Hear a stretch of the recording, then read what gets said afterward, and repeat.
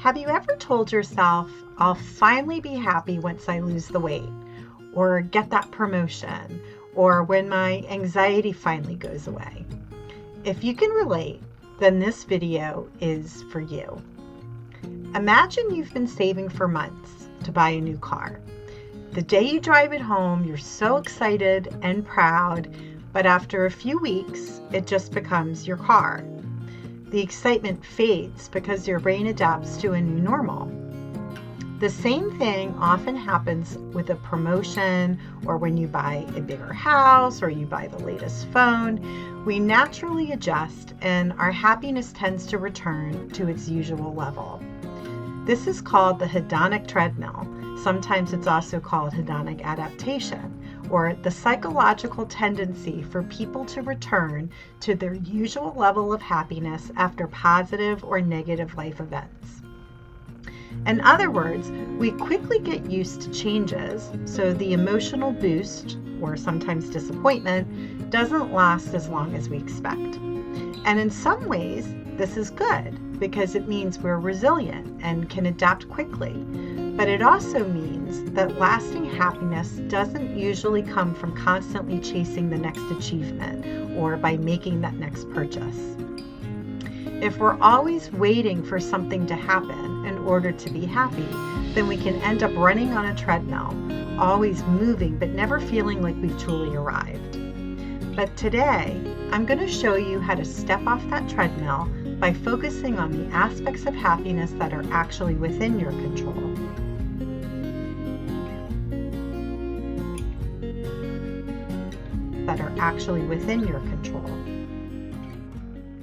My name is Jennifer, and as a therapist, I see so many people waiting to be happy.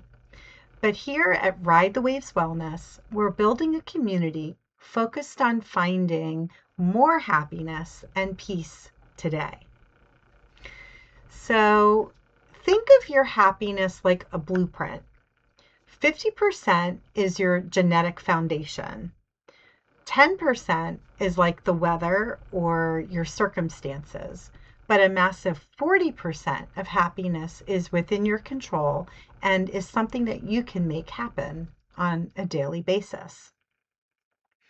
A famous study followed people for over 80 years to find the real secret to happiness. And the number one predictor of happiness was the quality of your relationships. And that makes sense because as humans, we're wired for connection. So how do we use that 40% to build those connections and to help shift our mood? I've gathered 6 steps to help you so that you can start today or even now. Step number 1, instead of ending your day by replaying everything that went wrong, ask yourself, what went right today? Our brains are naturally wired with a negativity bias, meaning we're more likely to notice problems than positive experiences because our brains evolved to look for threats. While that helped our ancestors to survive, it can also leave us overlooking the good in everyday life. Research shows that regularly practicing gratitude helps to retrain your brain to notice positive experiences.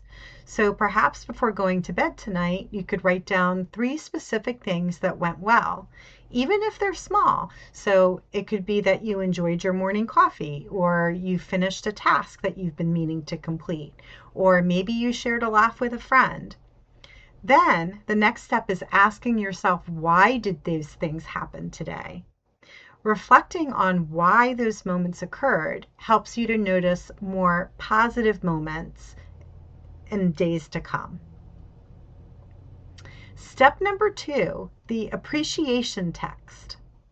So here's something really quick and simple that you can do each day. You can take out your phone and send 1 text to someone telling them why they matter to you. It could be a friend, a family member, or a coworker. Research has shown that strong, meaningful relationships are one of the biggest predictors of happiness and long-term well-being. Expressing appreciation doesn't just make the other person feel valued, but it also strengthens your connection and reminds both of you that you're not alone. It's a really simple habit that takes less than a minute, but it can deepen your relationships and it creates a lasting boost in positive emotions, both for you, the sender, and for the person who receives your text message. Step number 3 is finding your deep flow. So, in order to do this, you want to identify one activity where for you time just disappears. It could be gardening, painting, cooking, or even organizing. It happens when you're fully engaged in something that challenges you just enough without overwhelming you. During flow states, you're less likely to dwell on worries or replay stressful thoughts because your attention is completely focused on the present moment. And research has linked these experiences of being in the present moment to greater happiness, reduced stress, and higher life satisfaction. The goal isn't to be productive every minute, but it's to make time for activities that help you to feel engaged, energized, and fully alive. Step number 4 is something that I call micro kindness.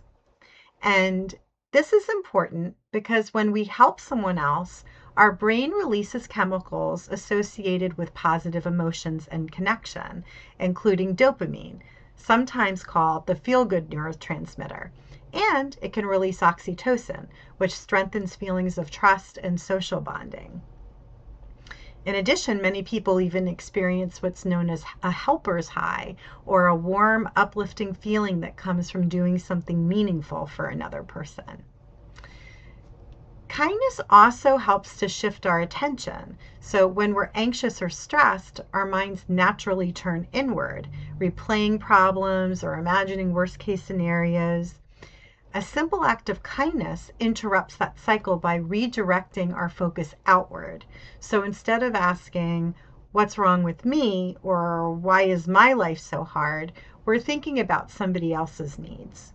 And that change in perspective can reduce rumination and help us feel more connected and hopeful. It helps to remind us that we matter. So, even something as simple as holding the door open for someone, or checking in on a friend, or thanking a cashier reinforces that you can make a positive difference. And here's something really encouraging: kindness often creates a ripple effect. The person you help is more likely to help somebody else, which helps to spread the positivity. Step number 5 is again involving shifting your focus. So when life gets difficult, try asking yourself, what can I control right now? Instead of, why is this happening to me? For example, imagine you've just been passed over for a promotion. It's easy to get stuck in thinking, why does this always happen to me? Maybe I'm not good enough. You know the thoughts that generally run through your mind. Those thoughts usually leave us feeling very discouraged and powerless. So instead, shift your focus to what you can control in that moment. You could ask for feedback about why you didn't get that promotion. You could update your skills. You could take a course. You could strengthen your resume. You could just continue doing quality work, or you could apply to a new job. You may not be able to control the decision that was made, but you can control your response. And that simple shift from dwelling on what you can't change to taking action on what you can change builds resilience. Now, resilience doesn't mean you never struggle. It just means you learn how to recover and keep moving forward, and that you can do it at a faster rate. Step number 6 is anchoring your why, meaning how do you find what matters to you? So you start with something you want, and then you ask 5 times, why is that important to you? So for example, let's say you say, I want to exercise. Then you say, why? Because I want to lose weight. Why? Because I want to have more energy. Why? Because I want to be able to play with my grandchildren. Why? Because relationships are what matters to me. Your real reason for isn't weight loss. It's being present for the people you love. Another thing you could do is to write your 80th birthday speech. What do you want people to say about you? How did you make other people's lives better? What kind of person do you want to be known for? So this can clarify your core values. The other thing that you can do is write down your core values. Establish what is important to you. Is it kindness? Is it faith? Or is it courage? All of those things can make you live more in alignment with what is important to you. So here's my challenge. Choose just one of these habits to try this week. I'd love to hear which one you're picking in the comments, and I'd like to know how it worked for you. And if you found this video helpful, please click the like button. And if you're looking for more ways to increase your levels of peace and happiness, then please subscribe to my channel. Thank you for watching my video, and until next time, I hope you struggle less and live more.